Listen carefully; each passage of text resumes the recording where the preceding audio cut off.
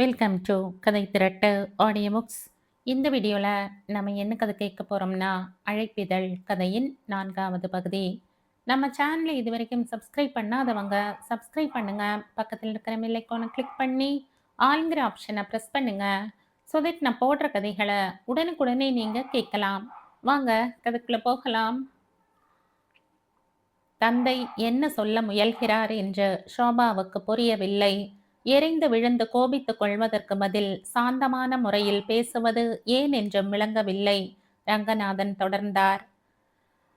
பொழுது போகவில்லை என்பதற்காக நீ கண்ட கண்ட இடங்களில் சுற்ற தேவையில்லை. உன்னை போல படித்த பெரிய இடத்து பெண்கள் செய்யக்கூடிய ஒரு நல்ல காரியம் இருக்கிறது. அதை பற்றி இப்போதுதான் தெரிந்தது. என்னப்பா சொல்கிறீர்கள்? நீ சொன்ன நபர் 2வது மாடியில் இருப்பார் என்று போனேன் இல்லையா? அங்கே யாரும் இல்லை. 3வது மாடியாக இருக்குமோ என்று நினைத்து அங்கேயும் போனேன். அங்கே என் பழைய சிநேகிதர் ஒருவரை பார்த்தேன். 2 நிமிஷம்தான் பேசிக்கொண்டிருந்தோம். ஒரு யோசனை சொன்னார். ரொம்ப பிடித்திருந்தது. ஆனால் நீ என்ன சொல்கிறாயோ? சுவாரஸ்யம் இல்லாமல் என்றாள் ஷோபா. திரிசரண அபிமானிகள் சங்கம் என்று கேள்விப்பட்டிருக்கிறாயோ? ஷோபா திடுக்கிட்டு நிமிர்ந்தாள். ஏன் ஏன் அதற்கென்ன? என் சிநேகிதர் அதிலே ஒரு மெம்பராம். அவர்களுக்கு பிரசாரகிகள், அதாவது பிரச்சாரம் செய்யும் பெண்கள் நிறைய வேண்டியிருக்கிறதாம். பல வீடுகளுக்கு சென்று அவர்கள் தருகிற துண்டு பிரசுரங்கள் விநியோகிக்க வேண்டுமாம். அவ்வளவுதான். அதில் உங்கள் மகளை சேருங்களேன். பொழுதுபோக்குக்கு பொழுதுபோக்கு, புண்ணியத்துக்கு புண்ணியம் என்றார். நல்ல யோசனையாய் தோன்றியது. நீ என்ன சொல்கிறாய்? ஷோபாவுக்கு ஒரு பக்கம் சிரிப்பு வந்தது. அவள் மனதுக்குள் நினைத்திருந்தது எப்படி மறைமுகமாக நிறைவேறுகிறது? என்னம்மா சொல்கிறாய் ஷோபா என்று மறுபடியும் கேட்டார் ரங்கநாதன். ஏதோ இன்ட்ரெஸ்டிங் ஒர்க்காக இருக்கும் போலிருக்கிறது. போகிறேன் அப்பா என்றாள் பணிவுடன். அப்படி சொல்கையில் தந்தையின் முகத்தை அவள் பார்க்கவில்லை. பார்த்திருந்தால் ரங்கநாதன் தன்னிச்சையாக பேசவில்லை என்பதையும், ஏதோ ஒரு கட்டாயத்தின் பேரில்தான் சொல்கிறார் என்பதையும் அவருடைய முகத்தில் இருந்த அச்சம் அவளுக்கு காட்டி கொடுத்திருக்கும். வா மகளே என்ற இனிய குரலில் வரவேற்றார் கீர்த்தி சிங்கா. நீ வருவாய் என்பது கீர்த்தி சிங்காவுக்கு தெரிந்ததுதான். ஆனால் அவன் எதிர்பார்த்ததை காட்டிலும் சீக்கிரமாகவே வந்து விட்டாய். திரிசரண அபிமானிகள் சங்கத்தின் வாயிற்புறத்தில் பசும் புல்வெளியில் நின்றிருந்த ஷோபா அவர் பேச்சை கவனமாக கேட்பது போல பாசாங்கு செய்து கொண்டிருந்தாள். அவள் எண்ணமெல்லாம் கௌரியை துணைக்கு அழைத்து வந்திருக்கலாமோ என்பதிலேயே இருந்தது. எதிர்பாராத விதமாக அப்பாவின் அனுமதியை பெற்ற மகிழ்ச்சியுடன் இன்று காலை அவள் பரங்கி மலைக்கு புறப்பட்ட போது உலகநாதனின் வீட்டுக்கு போன் பண்ணி பார்த்தாள். கௌரி எங்கேயோ வெளியே போயிருப்பதாக சொன்னார்கள். நீ யாரம்மா பேசுவது என்ற உலகநாதனின் மனைவி கேட்டதும் கௌரியின் கசன் சிஸ்டர் என்று கூறிவிட்டு போனை டக் என்று வைத்து விட்டாள்.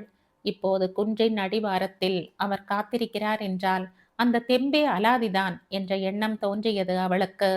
தந்தையை கேட்க வேண்டும் என்று சொன்னாயே குழந்தாய், கேட்டுவிட்டாயா என்று விசாரித்தார் கீர்த்தி சிங்கா. கேட்டுவிட்டேன் ஐயா. அவர் சந்தோஷமாய் சம்மதம் கொடுத்தார். கீர்த்தி சிங்கா அறிந்ததுதான் உன் தந்தை ரங்கநாதன் நல்ல அறிவாளி என்று. அவர் சம்மதம் கொடுக்காமல் இருக்க மாட்டார். கீர்த்தி சிங்காவின் இதழ்களில் ஒரு மர்ம புன்னகை விளையாடியது. முன்காலமாயிருந்தால் பயப்பட்டிருப்பார். உனக்கு ஒன்று தெரியுமா குழந்தாய்? என்ன ஐயா? போதி பிரானின் அன்பு கட்டளைகளை பரப்பும் முயற்சியிலே எவ்வளவோ பேர் எத்தனையோ சித்திரவதைகளை தாங்கிக் கொண்டிருக்கிறார்கள். ஏன், எனக்கு தெரிந்து 30 வருடங்களுக்கு முன்பு கூட புத்த மத பிரச்சாரகர்களின் நாக்கையே வெட்டி எறிந்திருக்கிறார்கள் சில வெறியர்கள். ஐயோ, அப்படியா என்று காதை பொத்தி கொண்டாள் ஷோபா. பயப்படாதே, அந்த காலம் மாறிவிட்டது. அதுவும் உன்னை போன்ற அழகான படித்த பெண்களுக்கு எங்கு போனாலும் வரவேற்புதான் என்ற கீர்த்தி சிங்கா அருகே இன்னொரு நாற்காலியின் மீது வைக்கப்பட்டிருந்த சிறிய பெட்டியை எடுத்து அவளிடம் தந்தார். திரிசரண அபிமானிகள் சங்கத்தின் பிரச்சார புத்தகங்கள் இதில் இருக்கின்றன. மகளே, தோபார். கீர்த்தி சிங்கா மிகுந்த சிரமத்துடன் திரட்டிய ஆதரவாளர்களின் விலாசங்கள் என்ற ஒரு காகிதத்தையும் தனியே தந்தார். புத்தகங்களில் ஒவ்வொரு பிரதியை இவர்களிடம் விநியோகித்தால் போதும். உன் மனசில் என்ன சந்தேகம் ஓடுகிறது என்று கீர்த்தி சிங்காவுக்கு புரிகிறது.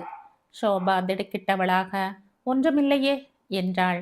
மறைக்காதே, இவைகளை தபால் மூலமாக அனுப்பலாமே என்று நினைத்தாய் இல்லையா? கீர்த்தி சிங்கா புன் சிரிப்புடன் எழுந்து கொண்டார். அவள் முகத்தை ஊடுருவினாற் போல பார்த்தார். தபாலில் வந்தால் பிரிக்காமலே கூட போட்டு விடுவார்கள். ஆனால் உன்னை போன்றவர்கள் கொண்டு போய் கொடுத்தால் உன் எதிரிலேயே பிரிப்பார்கள். உடனேயே படிக்க ஆரம்பிப்பார்கள். வேறு சிநேகிதர்களுக்கும் சொல்வார்கள். உண்டா இல்லையா? அவரது சிரிப்பில் வெறுப்புடன் கலந்து கொண்டாள் சோபா. இன்னொன்று, குழந்தாய், நீ தைரியமானவள்தான், ஆர்வம் உள்ளவள்தான். இருந்தாலும் ஜாக்கிரதையாக இருக்க வேண்டியது முக்கியம். கண்ட கண்ட இடங்களுக்கு போய்விடக் கூடாது. உதாரணமாக, நேற்று மாலை கீர்த்தி சிங்காவின் காதில் ஒரு செய்தி விழுந்தது. என்ன ஐயா அது? மவுண்ட் ரோடுக்கு அருகே ஞானியார் நகர் என்று ஒரு பகுதி இருக்கிறதாமே, அங்கே ஏதோ கலவரமாம், அடிதடியாம், யாரோ சொன்னார்கள். அந்த மாதிரி இடங்களுக்கு செல்லாமல் இருப்பதே மேல், இல்லையா அம்மா?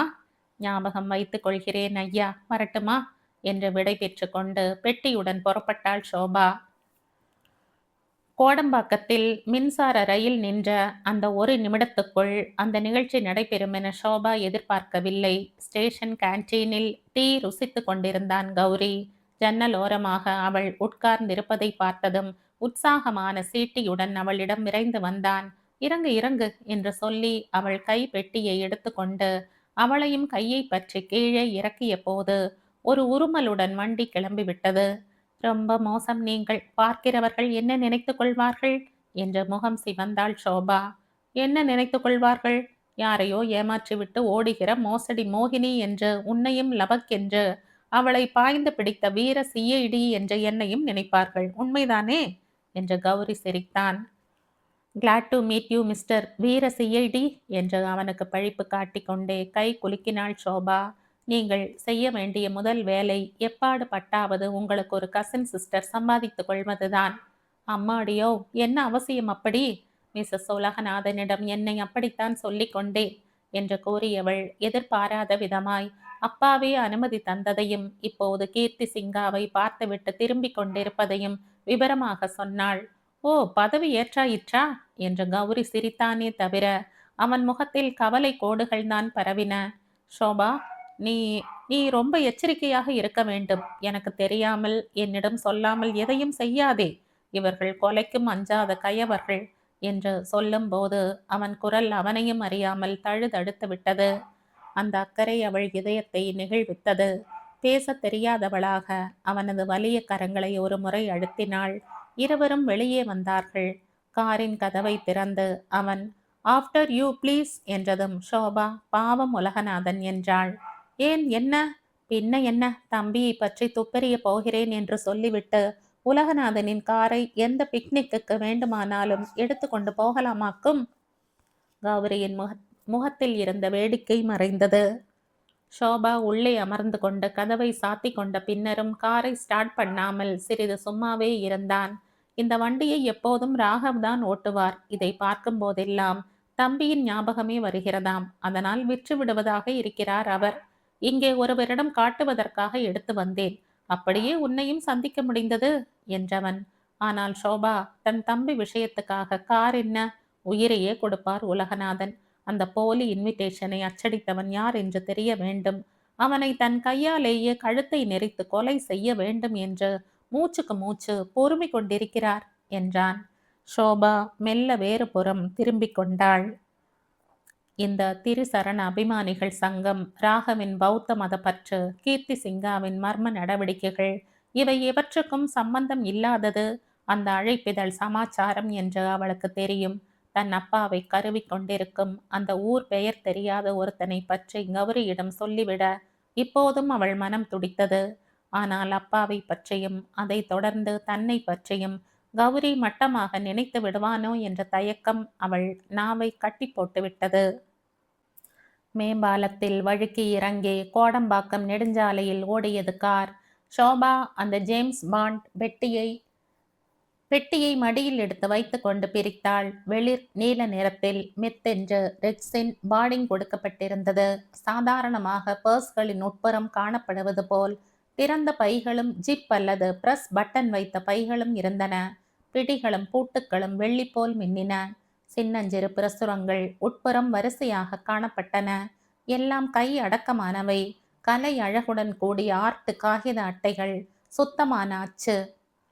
சாலையில் ஒரு கண் வைத்தபடியே அந்த புத்தகங்களையும் மேலோட்டமாக பார்வையிட்டான் கௌரி. கொள்ளையாய்த்தான் செலவழிப்பார்கள் போலிருக்கிறது. எந்த வெளிநாட்டு பணம் தண்ணீராய் செலவழிகிறதோ, ஏதாவது கொஞ்சம் படியேன் கேட்கலாம். சரணம் என்பதை உன்னதமாக பொருள் கொள்ள வேண்டும். ஒரு சாக்கியன் புத்தரை தன் உறவினனாக நினைத்தால் அது சரணமாகாது. அவர் உலகம் முழுவதும் போற்றப்படுகிறவராயிற்றே என்பதற்காக அவரிடம் பயந்து கொண்டு சரணமடைந்தால் அதுவும் உண்மையான சரணம் இல்லை என்று படிக்கத் தொடங்கினாள் ஷோபா. பிறகு இன்னொரு பிரசுரத்தை புரட்டினாள். அருமையான கருத்துக்கள் தான், ஆனால் குரங்கின் கையில் தீவெட்டியை கொடுத்த மாதிரிதான். இந்த பிரச்சார போர்வையில் இவர்கள் என்னவெல்லாம் செய்கிறார்களோ என்றான் கௌரி. பிரீஃப் கேஸை மூடி பூட்டினாள் ஷோபா. முக்கியமாக எங்கெங்கே இவைகளை கொண்டு போய் சேர்க்க வேண்டும் என்று சில விலாசங்களை கொடுத்திருக்கிறார்கள். அந்த விலாசங்களில் கண் வைத்தபடி இருந்தோமானால் கண்டுபிடித்து விட முடியும். உரித்த வாழைப்பழ மாதிரி எல்லா வேலைகளும் நடப்பதென்றால் உலகத்தில் வில்லன்களே இருக்க மாட்டார்கள் ஷோபா என்று சிரித்தான் கௌரி. உன்னையும் என்னையும் ஒவ்வொரு நிமிஷமும் கீர்த்தி சிங்காவின் கண் பார்த்து கொண்டுதான் இருக்கிறது. ஆகையால் அவர்களுடைய நடவடிக்கைகள் என்ன, கூட்டாளிகள் யார் என்பதெல்லாம் அத்தனை எளிதாக நீ கண்டு கொள்ளும்படி விட்டுவிட மாட்டார்கள். பின்ன விஷயம் விலாசத்தில் தான் இருக்க வேண்டும் என்பதில்லை. இந்த புத்தகத்தின் வாசகங்களில் இருக்கலாம். ஒரு வரிக்கும் இரண்டாவது வரிக்கும் நடுவே எத்தனையோ ரகசியங்கள் மறைந்து கிடக்கக்கூடும். இவைகளில் உள்ள வாக்கியங்களுக்கு வெளிப்படையான அர்த்தம் ஒன்றும் உள்ளுக்குள் ரகசியமான செய்தி ஒன்றும் இருக்கக்கூடும். யார் கண்டது? ஷோபா திடீரென்று, ஆமாம், ஏன் மவுண்ட் ரோடு வழியாக போகாமல் இப்படி சுற்றி வளைத்து கொண்டு போகிறீர்கள் என்று கேட்டாள். உன்னுடன் அதிக நேரம் இருப்பதற்காகத்தான் என்று பொய் சொல்ல வேண்டும் போல் இருக்கிறது. வேண்டாம், உண்மையான காரணத்தையே சொல்லுங்கள். இன்றைக்கு மாபெரும் ஊர்வலம் ஒன்று மவுண்ட் ரோடு வழியாக போகிறதாம். அதனால் டிராஃபிக் டைவர்ஷன். ஆகவேதான் இப்படி ஞானியார் நகர் வழியாக சுற்றி கொண்டு போகிறேன். ஞானியார் நகர்? திடுக்கிட்டு நிமிர்ந்தாள் ஷோபா.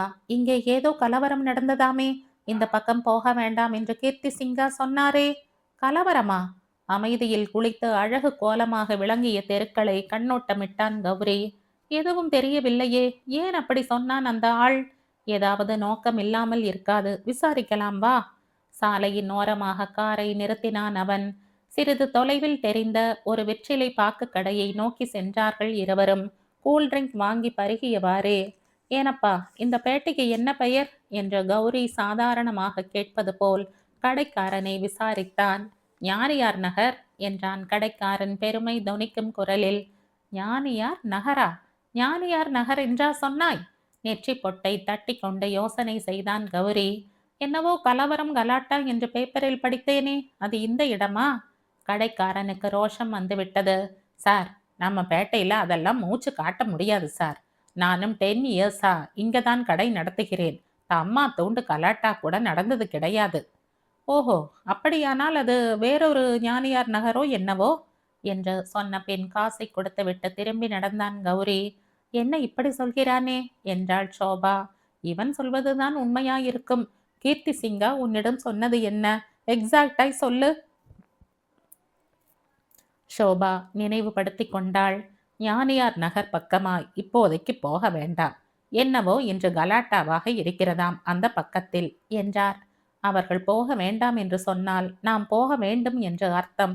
காரை திறப்பதற்காக கதவில் கை வைத்த கௌரி, ஷோபா அதோ பார் என்று சுட்டி காட்டினான். அவர்கள் நின்றிருந்தது ஒரு பெரிய கட்டிடத்தின் வாசலில். திலகர் ஹால் என்ற பெயர் உள்ள அந்த இடத்தில் அரசியல் களப்பற்ற மாநாடுகளும் கருத்தரங்குகளும் அடிக்கடி நடைபெறுவது வழக்கம். கட்டிடத்தின் வாசல் சுவரில் ஒட்டப்பட்டிருந்தது ஒரு பெரிய சுவரொட்டி. கௌரியின் கவனத்தை கவர்ந்தது அதுதான். ஷோபாவும் அவனும் நெருங்கி சென்று படித்தார்கள். ரங்கூனை சேர்ந்த சர்வதேச பௌத்த மிஷனின் தலைவர் ஆனந்த தேரா என்பவர் பௌத்தமும் இன்றைய உலகமும் என்பதை பற்றி சொற்பொழிவு செய்ய போவதாக கண்டிருந்தது. அந்த பேச்சாளரின் புகைப்படமும் இடம் பெற்றிருந்தது சுவரொட்டியில். ஒரு உண்மையான துறவியின் முகத்தில் என்ன சாந்தம் நிலவுமோ அந்த சாந்தமும், கண்களில் என்ன அருள் ஒளி கனியுமோ அந்த அருள் ஒளியும் சந்தேகத்துக்கிடம் இல்லாமல் தெரிந்தன. புரிகிறதா என்றான் கௌரி. ஆமாம், நான் இந்த பக்கம் வந்தால் இவரை சந்தித்து விடுவேனோ என்பது கீர்த்தி சிங்காவின் கவலை. திரிசரண அபிமானிகள் சங்கத்தின் நடவடிக்கைகள் சந்தேகத்துக்கிடமானவை என்று இவர் சொல்லிவிடுவாரோ என்ற பயம். ஆகையால் நான் இவரை பார்க்காதிருப்பதே மேல் என்று முன்னெச்சரிக்கையாக தடுத்து வைத்திருக்கிறார். அப்படித்தானே?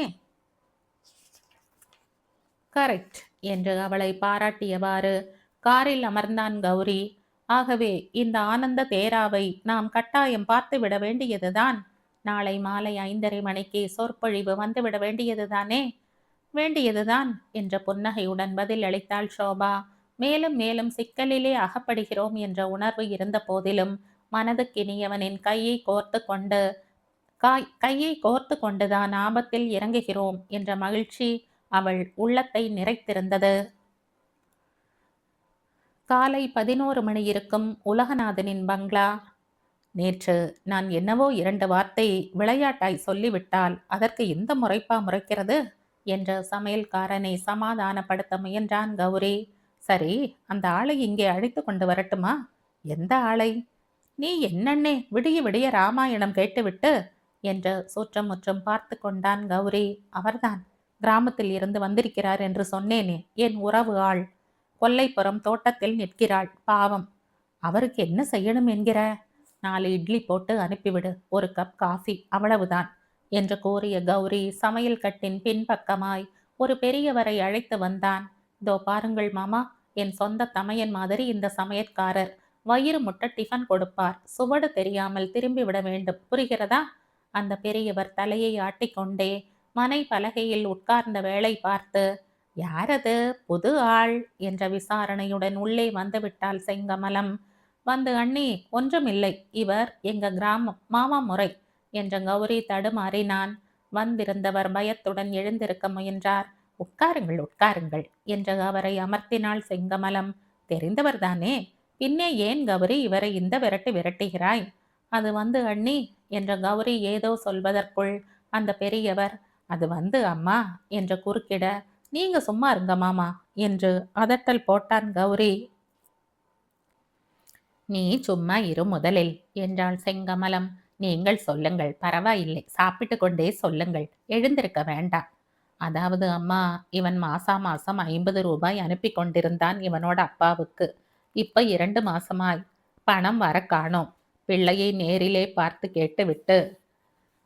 கேட்டுவிட்டு வா என்று அவர் அனுப்பினார். உடம்பு வேற சரியில்லாமல் கிடக்கிறார். இல்லம்மா என்ற கௌரி அவரை மறுக்க முயன்றான். ஆனால் உள்ளே சென்ற செங்கமலம் கை நிறைய நோட்டுக்குள்ளுடன் திரும்பினாள். இந்தாங்க பெரியவரே, இங்க வீட்டில் 2-3 மாசமா அசம்பாவிதம், அதனால தவறிப்போச்சு. இவரும் மகா பெரிய மனுஷர், வாய் விட்டு கேட்க மாட்டார். 100 ரூபாய் இருக்கிறது, இவன் அப்பாவிடம் கொடுங்கள். இந்தா கௌரி, உன் செலவுக்கும் 25 ரூபாய் வைத்துக்கொள். கௌரி எதுவும் சொல்ல தெரியாதவனாக நிறைந்த இதயத்துடன் நின்றிருக்க வந்திருந்த பெரியவர் சாப்பிட்டு முடித்து கும்பிட்டு விட்டு திரும்பி சென்றார்.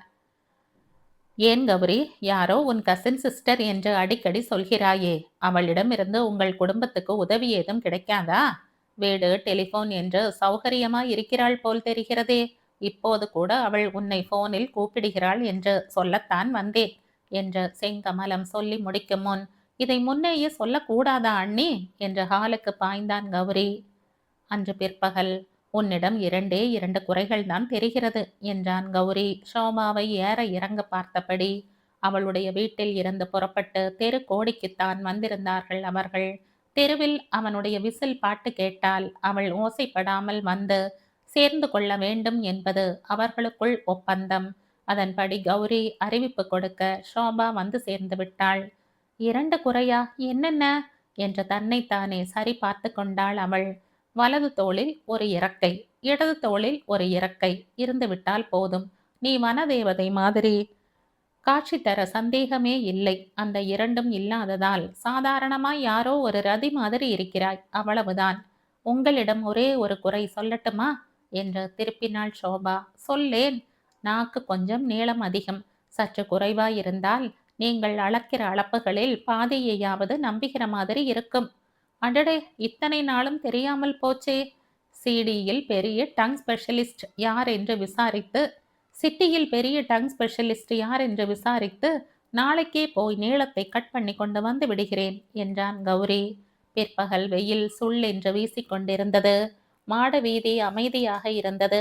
அவர்கள் பஸ் ஸ்டாண்டை நெருங்கிய போது, ஆஸ்தான ரதம் எடுத்து வர முடியவில்லை என்றான் கௌரி. அரசியார் கோபம் கொள்ளாமல் ஆட்டோ ஊர்தியில் பவனி வர ஒப்புதல் தர வேண்டும்.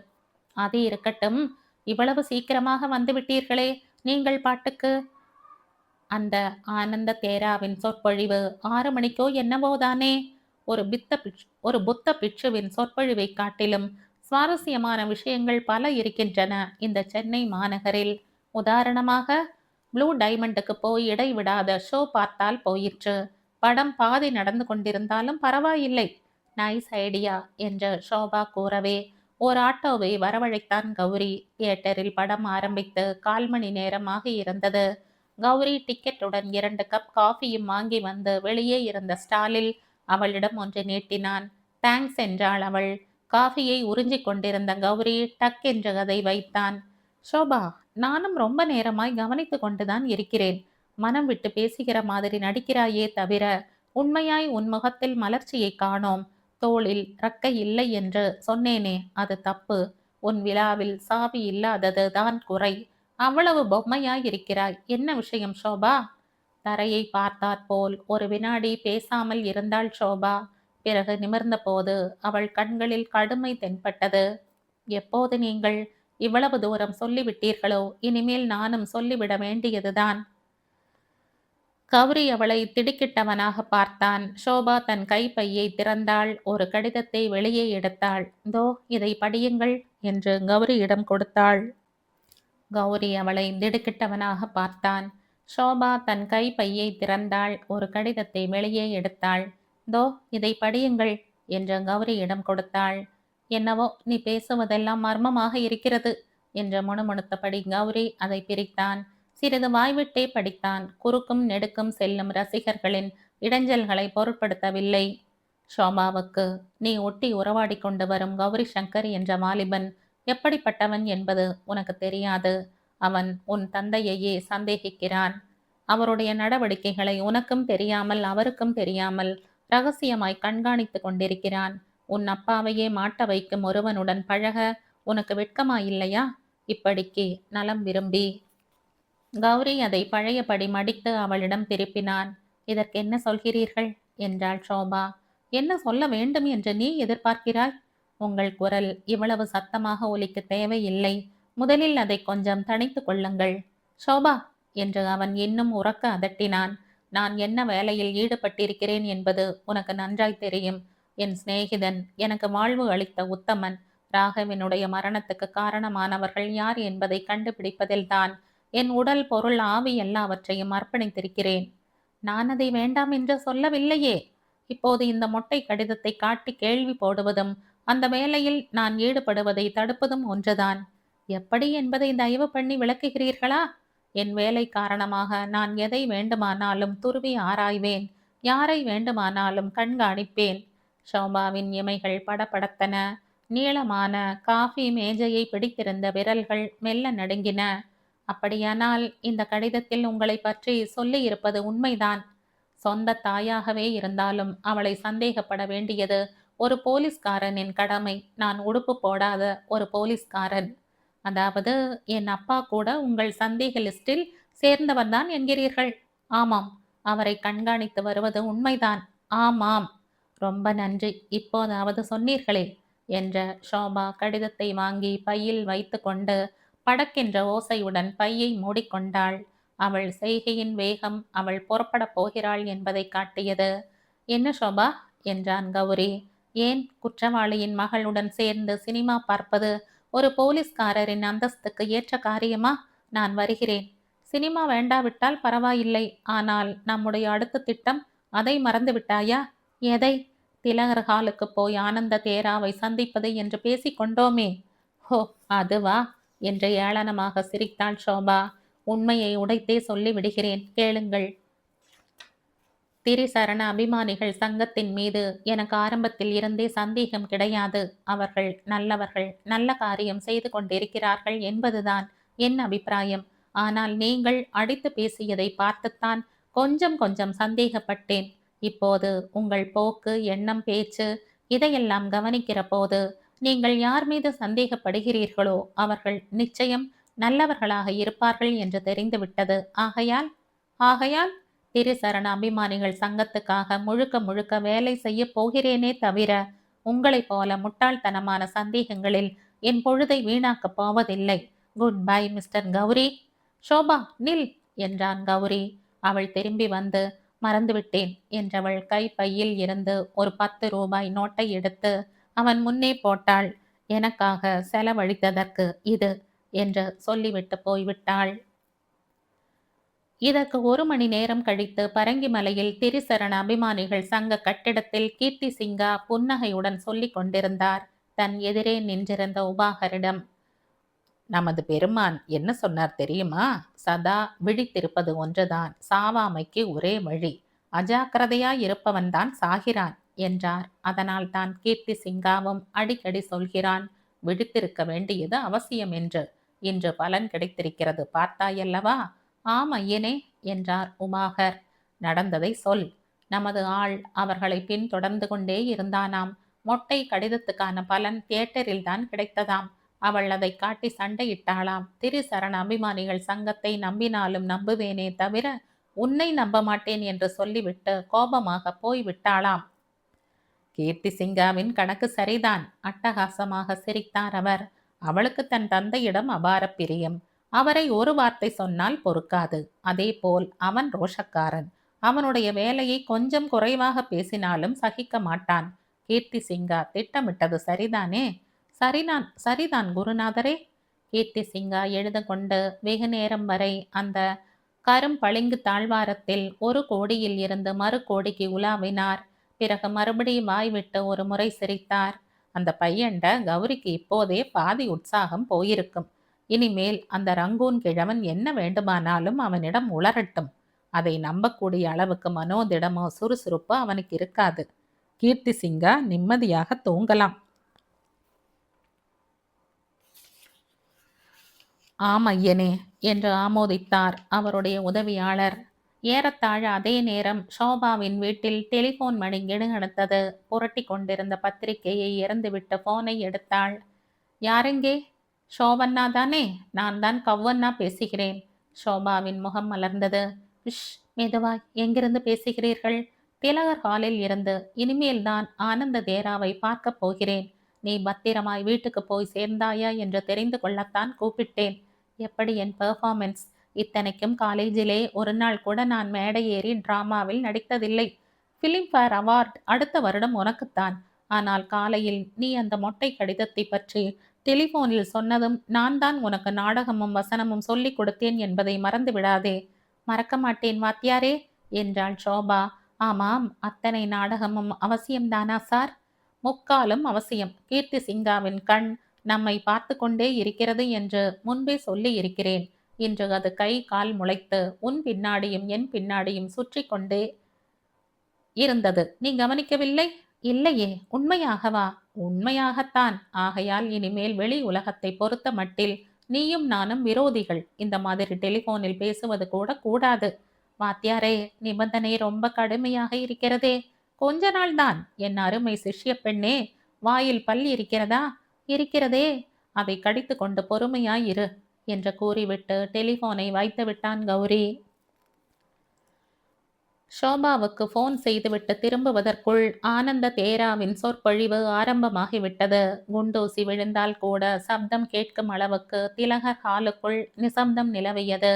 ரங்கூனில் இருந்து வந்துள்ள துறவியின் கணீர் என்ற பேச்சு ஒலி பெருக்கிகளின் வழியே பாய்ந்து வந்தபோது தூய்மையான நதி ஓட்டத்தை காணுவது போன்ற மன அமைதி ஏற்பட்டது கௌரிக்கு. ஹாலுக்கு வெளியே பல கார்களும் ஸ்கூட்டர்களும் மைதானத்தில் நிறுத்தப்பட்டிருந்தன. இதற்கு முன்பும் பல முறை இங்கே சொற்பொழிவாற்ற ஆனந்த தேரா வந்திருக்க வேண்டும். இல்லாவிட்டால் இப்படி ஒரு கூட்டம் அவருக்காக வந்திருக்க முடியாது. மாலுங்கிய புத்திரன் என்ற சீடரிடம் போதி பகவான் என்ன சொன்னார்? விஷயத்தில் தோய்த்த அம்பொன்று ஒரு மனிதனின் மார்பில் பாய்ந்திருக்கிறது. அவன் கீழே விழுந்து கிடக்கிறான். அவனுடைய உறவினர்களும் நண்பர்களும் ஓடோடி சென்று ஒரு மருத்துவனை அழைத்து வந்திருக்கிறார்கள். அப்போது அந்த மனிதன், முடியாது, இந்த அம்பை எய்தவன் யார் என்று தெரிந்தாலொழிய, அவனது ஊரையும் பெயரையும் அறிந்தாலொழிய, அவன் குள்ளமா நெட்டையா என்பதை அறிந்தாலொழிய, அவன் சிவப்பா கருப்பா என்பதை அறிந்தாலொழிய இந்த அம்பை எடுக்க நான் விடமாட்டேன் என்று பிடிவாதம் பிடிப்பானானால் அவன் கதி என்னவாகும்? அவன் இறந்து போவான். அம்பு எய்தவனை பற்றி எதுவும் அறிந்து கொள்ளாமலேயே. அதே போல இந்த உலகம் நிலையானதா நிலையற்றதா, வாழ்வென்றால் என்ன, மரணம் என்றால் என்ன என்றெல்லாம் தெரிந்து கொண்டான பிறகுதான் தர்ம மார்க்கத்துக்கு வருவேன் என்று ஒருவன் சொன்னால். ஆனந்த தேராவின் வெண்கல குரல் தொடர்ந்து ஒலித்து கொண்டிருந்தது. அவர் பேச்சில் இருந்த கனிவை கண்டபோது இவர் அல்லவோ உண்மையான துறவி என்று கௌரி மனதுக்குள் வியந்து கொண்டான். ஹாலில் போய் உட்கார்ந்து கொண்டு கேட்கலாமா, அல்லது சொற்பொழிவு முடிந்து ஆனந்த தேரா வரும் வரை வெளியிலேயே காத்திருக்கலாமா? அவன் யோசித்து கொண்டிருந்த போது ஒரு பெரிய படகு கார் தனியே வந்து ஹாலை ஒட்டினாற் போல் நின்றது. அதில் இருந்து இறங்கிய பெண்ணுக்கு 25 வயது இருக்கும். சொற்பொழிவின் அமைதியை கெடுத்துவிடக் கூடாது என்பதற்காக மிக மெல்ல காரின் கதவை சாத்தினாள் அவள். செருப்பின் சத்தம் கேட்காதபடி நளினமாக நடந்து வந்தவள் உள்ளே போய் உட்காருங்களேன் என்ற கௌரியை உபசரித்தாள். அதை அவள் சொன்ன விதத்தில் இருந்து இந்த கூட்டத்தை ஏற்பாடு செய்திருப்பவர்களில் அவளும் ஒருத்தி என்று தெரிந்தது. இல்லை, நான் அவரிடம், ரங்கூனில் இருந்து வந்திருக்கிற சுவாமிகளிடம் தனியே ஒரு சொந்த விஷயம் பேச வேண்டியிருக்கிறது என்றான் கௌரி. என்னிடம் சொல்வதானால் சொல்லுங்கள். சுவாமிகளுக்கு நேரம் கிடையாது. நாங்கள் தான் அவருக்காக நிகழ்ச்சிகளை ஏற்பாடு செய்திருக்கிறோம். குறிப்பாக நான் தான். சென்னையில் அவருடைய காரியதரிசி மாதிரி. என் பெயர் நந்தினி என்றாள் அவள். கௌரி அவள் முகத்தையும் குரலையும் கவனித்தான். பெரிய இடத்தை சேர்ந்த கண்ணியமான பெண் என்பது சந்தேகம் இல்லாமல் தெரிந்தது. பிளாஸ்டிக் காகிதத்தில் சுற்றி வைத்திருந்த அந்த பூவை வெளியில் எடுத்தான். அவளிடம் தந்தான். இது இது அவள் திகைத்தாள். கல்ப புஷ்பம் என்று கேள்விப்பட்டிருக்கிறீர்களா? அதுதான் இது. பௌத்த மத புராணங்களில் இதை பற்றி சொல்லி இருக்கிறதாமே. இந்த அபூர்வமான மலர் எங்கள் தோட்டத்தில் பூத்திருக்கிறது. அவளுடைய வதனத்தில் பரபரப்பு படர்ந்தது.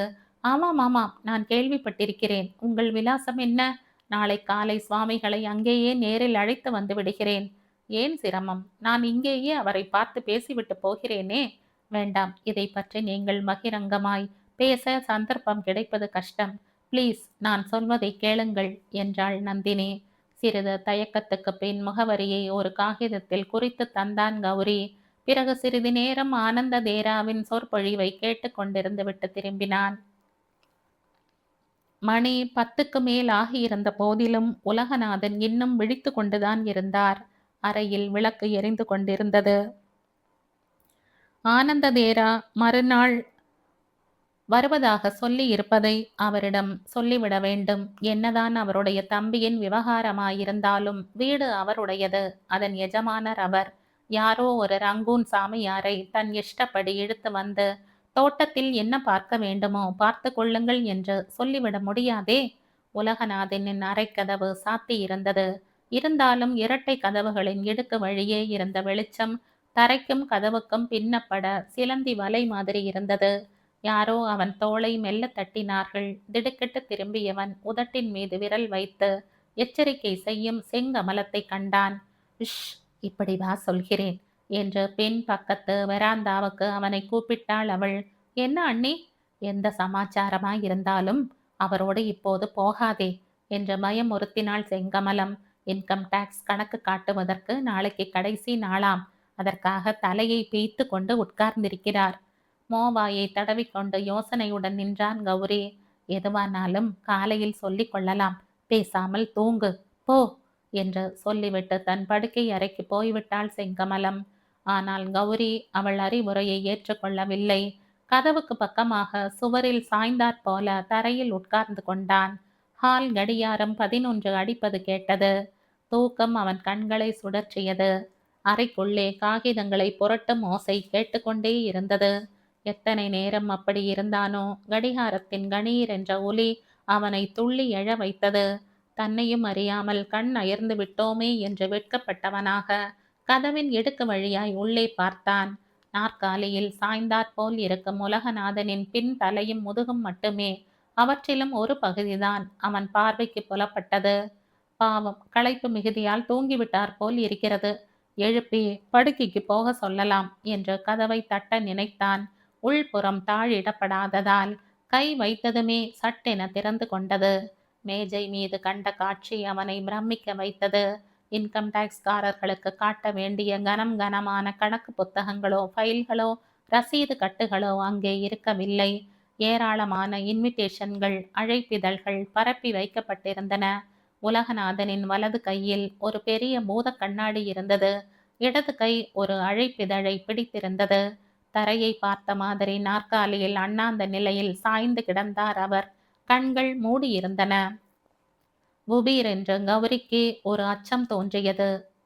ஒரே எட்டில் அவரை நெருங்கி மார்பில் கை வைத்து பார்த்தான். இதயத்தின் துடிப்பு கேட்ட பிறகே அவன் இதயத்துக்கு உயிர் வந்தது. வெறும் மயக்கம்தான். மண் கூஜாவில் இருந்து தண்ணீர் ஏந்தி வந்து சுள் என்று அவர் முகத்தில் அடித்து ஈர கை குட்டையால் கண்களை துடைத்து மின் விசிறியை வேகமாக சுழல வைத்து சார் சார் என்று கூப்பிட்டான். உலகநாதனின் இமைகள் அசைந்து துடித்தன. சில வினாடிகளில் ஒரு பெருமூச்சுடன் கண் விழித்து நிமிர்ந்து உட்கார்ந்து கொண்டார். வேலையை பார்த்து கொண்டே தூங்கிவிட்டீர்கள் போலிருக்கிறது என்று புன்னகையுடன் கேட்டான் கௌரி. தூக்கமில்லை, அதிர்ச்சி என்று ஆழமான குரலில் பேசினார் உலகநாதன். அந்த கொலைகாரனை அநேகமாய் கண்டுபிடித்து விட்டோம் என்று தெரிந்தது. உடனே மார்பை அடைக்கிற மாதிரி படபடவென்று வந்து விட்டது. கொலைகாரனா? என்ன சார் சொல்கிறீர்கள் என்ற கௌரி மேஜை எங்கும் பரவி கிடந்த இன்விடேஷன்களை அப்போதுதான் கவனித்த மாதிரி என்ன சார் இதெல்லாம் என்றான். ராக விஷயம்தான். நீ செய்ய தவறியதை நான் செய்து கொண்டிருக்கிறேன், அவ்வளவுதான். நீ போ, நிம்மதியாய் தூங்கு என்றார் உலகநாதன் விரக்தியும் கசப்புமாக. சார், என்னை அப்படியெல்லாம் தப்பாக நினைக்காதீர்கள் சார். இப்போது கூட ஒரு விஷயம் பேசத்தான் வந்தேன். பேசு பேசு, பேசிக்கொண்டே இரு. ஆனால் அறிவுடன் வேலை செய்ய மட்டும் ஆரம்பித்து விடாதே. உலகநாதனின் வருத்தம் கோபமாக மாறியது. அவரை வேறு விதத்தில் தான் சமாதானப்படுத்த முடியும் என்று தீர்மானித்தான் கௌரி. உங்களுடைய வயதென்ன, அறிவென்ன, அனுபவம் என்ன? நான் சின்ன பையன், கற்றுக்குட்டி. உங்கள் சமயோசிதமும் எச்சரிக்கையும் எனக்கு வருமா சார்? தோ அண்ணி உங்களை தொந்தரவு செய்யக்கூடாது என்பதற்காக இன்கம் டாக்ஸ் விவகாரம் என்று அவரிடம் சொல்லிவிட்டு பூத கண்ணாடி வைத்து கொண்டு ஆராய்ச்சி செய்கிறீர்கள். இந்த முன் ஜாக்கிரதை எனக்கு வருமா? உலகநாதனின் முகத்தில் அப்பாடா சிறிது புன் சிரிப்பு மலர்ந்தது. இது சாதாரண ஆராய்ச்சி இல்லை கௌரி. ராகவின் உயிரை குடித்தவன் யார் என்று கிட்டத்தட்ட கண்டுபிடித்து விட்டேனாக்கும். இதெல்லாம் என்ன பார்த்தாயா? பார்த்தான் கௌரி. வெவ்வேறு ரகங்களில், வெவ்வேறு அளவுகளில், வெவ்வேறு நிறங்களில், வெவ்வேறு டிசைன்களில் நூற்றுக்கணக்கான அழைப்பிதழ்கள் பரவி கிடந்தன. அவற்றின் நடுவே அந்த அழைப்பிதழ் ஷோபாவின் திருமண வரவேற்புக்கான அழைப்பிதழ் இருந்தது. 3 மாதமாய் எனக்கு இதுதான் பொழுதுபோக்கு கௌரி, புரிகிறதா? ஆபீஸ் ஊழியர்களிடமும் சிநேகிதர்களிடமும் சொல்லி வைத்திருக்கிறேன். யாருக்கு என்ன அழைப்பிதழ் வந்தாலும் கொண்டு வந்து என்னிடம் தர வேண்டும் என்று. அவர்கள் கொடுப்பதையெல்லாம் இங்கே பத்திரப்படுத்தி வருகிறேன். வாரத்துக்கு ஒரு முறை இவைகளை எடுத்து ஒப்பிட்டு பரிசீலனை செய்கிறேன். செங்கமலத்தின் கண்ணில் பட்டால் எடுத்து கொண்டு போய் விடுவாள் என்றுதான் இன்கம் டாக்ஸ் கணக்கு என்று சொல்லி வைத்தேன். செங்கமலத்தின் சிறிய பலவீனத்தை அவரும் அறிந்து வைத்திருப்பதை எண்ணி சிரித்தான் கௌரி. அதே சமயம் தம்பியின் மீது உலகநாதன் வைத்திருக்கும் மட்டற்ற பாசத்தை, தம்பியின் மரணத்தை பற்றியே மருகிக் கொண்டிருக்கும் அவரது உள்ளத்தை எண்ணிய போது அவன் கண்களில் நீர் வந்தது. அழைப்பிதழ்களை எடுத்து பார்த்து கொண்டே, இவைகளிலிருந்து எப்படி என்ன சார் தெரிந்து கொள்ள முடியும் என்று வினவினான். அந்த போலி இன்விடேஷனை அச்சடித்த பிரஸ் விநாயக் பிரிண்டர்ஸ் என்று போட்டிருந்தது இல்லையா? அங்கேதான் விசாரித்து விட்டேனே சார். அவர்கள் பெயரை பொய்யாக எவனோ போட்டிருக்கிறான் என்றார்களே. அது சரி, ஆனால் அவர்கள் அச்சடிக்கவில்லை என்றாலும் ஏதோ ஒரு பிரஸ் அதை அச்சடித்துத்தானே இருக்க வேண்டும். அந்த பிரஸ் எது? எப்படி கண்டுபிடிப்பது? அதற்காகத்தான் கண்ணில் கண்ட இன்விடேஷன்களை எல்லாம் சேகரித்தேன். சில குறிப்பிட்ட எழுத்துக்கள் தேய்ந்திருப்பதை வைத்து குற்றவாளியை கண்டுபிடித்ததாக துப்பறியும் கதைகளில் படித்ததுண்டா நீ? படித்திருக்கிறேன் சார். அதே போல் அச்ச ஆபீஸிலும் இருக்கலாம் இல்லையா? உடைசல் எழுத்து அல்லது படம், இப்படி ஏதாவது ஒன்று. ஷோபா அழைப்பிதழில் இருக்கிற மாதிரியே இன்னொரு அழைப்பிதழிலும் இருந்தால் இரண்டும் ஒரே பிரஸ்ஸில் அச்சிட்டது என்று கண்டுபிடிக்கலாம் இல்லையா? ஆனால் அது லட்சத்தில் ஒரு சான்ஸ் சார். பலன் கிடைத்து விட்டது கௌரி, கிடைத்து விட்டது. அந்த அதிர்ச்சியில்தான் எனக்கு தலை சுற்றலும் படபடப்பும் ஏற்பட்டது. தோ கவனி. பழைய போலி அழைப்பிதழையும் ஒரு புதிய அழைப்பிதழையும் எடுத்து அவனிடம் நீட்டினார் உலகநாதன். பூத கண்ணாடியை கொண்டு பார். கையில் வாங்கும் போதே இரண்டும் ஒரே வகையான காகிதத்தில் அச்சிடப்பட்டது என்ற கௌரிக்கு புலப்பட்டது. பூத கண்ணாடியின் துணை கொண்டு ஒப்பிட்டு பார்த்தான். அவனை ஒட்டினார் போல் நின்று கொண்டார் உலகநாதன். கவனி, நடைபெற என்பதில் உள்ள டையும் தாங்கள் தங்கள் என்பதில் உள்ள தாவும் இரண்டிலும் உடைந்திருக்கிறது. மேல்புறமும் கீழ்ப்புறமும் உள்ள தோரண படத்தை பார். ஒன்றே போல் 10 இலைகள் ஒரே டிசைனில் இருக்கிறது. வாக்கியங்களை வரிசைப்படுத்தி இருக்கும் முறை, பாராவுக்கு பாரா, இடம், நீளம் எல்லாம் அதிலும் இதிலும் ஒன்றுதான். கௌரிக்கு மூச்சு நின்று விடுகிற மாதிரி இருந்தது. அந்த உண்மைகளை கண்டதும் இது அசல் இமிட்டேஷன். ஆகவே பொய் பெயர் கொடுக்காமல் உண்மையான அச்சாபீஸ் பெயரையே தந்திருக்கிறார்கள் என்று கூறிய உலகநாதன் புதிய அழைப்பிதழின் பின்புறத்தை திருப்பி காட்டினார். பௌர்ணமி அச்சகம் சென்னை 1 என்று இருக்கிறது. தொடர்ந்து சில விஷயங்களை நானே கண்டுபிடிக்க வேண்டும் என்று நினைத்திருந்தேன். அதற்குள் நீ பார்த்து விட்டாய். இனிமேல் நீங்கள் சிரமப்பட வேண்டாம் சார். அப்புறம் தின்ற உப்புக்கு நன்றி காட்ட எனக்கு வாய்ப்பில்லாமலே போய்விடும். இந்த கட்டத்தில் இருந்து நான் பொறுப்பேற்கிறேன். என்னை நம்புங்கள் சார். ராகவ் உங்களுக்கு தம்பி, எனக்கு உயிர் நண்பன். எனக்கும் இதிலே அக்கறை உண்டு சார். ரைட் என்று விட்டு கொடுத்தார் உலகநாதன். நீயும் என்னவோ பேசத்தான் வந்தேன் என்றாயே, அதை சொல். கீர்த்தி சிங்காவை பற்றியும் தானும் சோபாவும் சேர்ந்து செய்து வரும் வேலைகளை பற்றியும் சொல்லி முடித்தான் கௌரி. ஆனந்த தேரா விஷயத்தை கூறி, நாளை காலை இங்கே வந்து அந்த கல்ப புஷ்பத்தை நேரில் பார்க்க போகிறார்கள் என்றான். எனக்கென்னவோ புத்த மத சமாச்சாரங்களில் ராகவுக்கு சம்பந்தம் இருக்கும் என்று தோன்றவில்லை. சும்மா கொஞ்ச நாள் ஃபேன்சி என்ற பெருமூச்சு விட்டார் உலகநாதன். எதற்கும் அந்த ஆனந்த தேரா வரட்டும். வீட்டிலே ஒரு பெரியவரின் கால் பட்டால் புண்ணியம்தானே. மறுநாள் காலை காம்பவுண்டுக்கு வெளியிலேயே வந்து நின்று கொண்டிருந்தான் கௌரி. வீடு அடையாளம் தெரியாமல் போய்விடப் போகிறார்களே என்று. சரியா 8 மணிக்கு அந்த படகு கார் வீதி முனையில் திரும்பி அவனை நோக்கி வந்து குலுக்கலுடன் நின்றது. கௌரி பின் கதவை திறப்பதற்காக குனிந்தான். ஆனால் காரினுள் ஆனந்த தேரா இருக்கவில்லை. நந்தினி மட்டுமே இருந்தாள். காரின் ஓசை கேட்டதுமே உள்ளே இருந்து விரைந்து வந்துவிட்டார் உலகநாதன். துறவி ஒருவர் வரப்போகிறார் என்பதற்காக மேலே சட்டை அணியாமல் அங்க வஸ்திரத்தை இடுப்பில் சுற்றி கட்டிக்கொண்டு நெற்றியில் திருநீரும் குங்குமமுமாக பயபக்தியுடன் அவர் தோற்றமளித்தார். காரிலிருந்து நந்தினி மட்டுமே இறங்குவதைக் கண்டு ஏமாற்றம் ஏற்பட்ட போதிலும் பண்பாட்டை முன்னிட்டு உடனே முகபாவத்தை மாற்றிக்கொண்டு வாருங்கள் என்று வரவேற்றார். சுவாமிகள் வரவில்லையா என்று கௌரிதான் விசாரித்தான். சற்று தாமதமாகும் போல் இருந்தது. என்னை முன்னதாக போக சொன்னார். அவருடைய கார் டிரைவரிடம் விலாசம் சொல்லி இருக்கிறேன் என்று இயல்பாக பதில் கூறினாள் நந்தினி. இருந்தாலும் கூட அவளுடைய விழிகள் யாரையோ தேடுவது போல் இங்கும் அங்கும் அலைவதை கவனித்தான் கௌரி. உள்ளே வந்து உட்கார்ந்திருக்கலாமே என்று உலகநாதன் உபசரித்தார். பரவாயில்லை, தேங்க்ஸ் என்றவள். சிறிது இங்கேயே நின்றிருக்கிறேன். தோட்டம் மிகவும் அழகாக வைத்திருக்கிறீர்களே என்று பாராட்டினாள். கண் இமைக்கும் நேரத்துக்குள் உலகநாதனின் விழிகள் ஈரமாகி பளபளப்பதை கவனித்தான் கௌரி. என் அருமை தம்பி வளர்த்த தோட்டம் இது என்று சொல்வதற்காக அவர் உதடுகள் துடிப்பதையும் கண்டான். ஆனால் முதல் தடவையாக வந்துள்ள ஒரு பெண்ணிடம் தன் சொந்த துயரத்தை வெளியிட அவர் விரும்பவில்லை. வெறும் ஒரு பொன் சிரிப்பை வெளிக்காட்டிய பின் பெரியவர் வந்ததும், எனக்கு சொல்லி அனுப்பு கௌரி என்று தெரிவித்துவிட்டு பங்களாவுக்குள் சென்று விட்டார். அவர் அந்தண்டை போவதற்காகவே நந்தினி காத்திருந்தாள் போலும். அவர் எங்கே என்றாள் பதைப்புடன். எவர்? ராகவ். ராகவ் திகைத்தான் கௌரி. ராகவின் பெயரையோ அவனுக்கும் தனக்கும் சம்பந்தம் உண்டு என்பதையோ இவளிடம் சொல்லவே இல்லையே. அவள் மீண்டும் சொன்னாள், எனக்கு தெரியும், ராகவின் வீடுதானே இது. அவர் எங்கே? ராகவ், அவர் இறந்து விட்டார். நோ என்று வீறிட்டு விட்டாள் அவள். மெய்யாகத்தான் 4 மாதமாக போகிறது. My god, my god. திரும்ப திரும்ப அவள் உதடுகள் முணுமுணுத்தன.